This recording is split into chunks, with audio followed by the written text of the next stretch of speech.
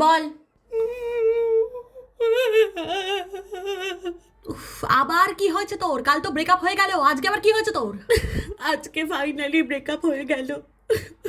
আজকে finally breakup হলো মানে? কালই তো আমায় ফোন করে বললি তোদের ব্রেকআপ হয়ে গেছে। কালকে তাহলে টেস্ট ম্যাচ খেলছিলি? ভাই 6 বছরের রিলেশনশিপে ব্রেকআপ করতে তো সময় লাগে নাকি? কালকে প্রি ব্রেকআপ ফেজ চলছিল, আজকে ফাইনালি ব্রেকআপ হয়ে গেল। আরে এতদিন তো ব্রেকআপই করতে চাইছিলি, যখন ফাইনালি ব্রেকআপ হয়ে গেছে হ্যাঁ তখন কাঁদছিস কেন তুই?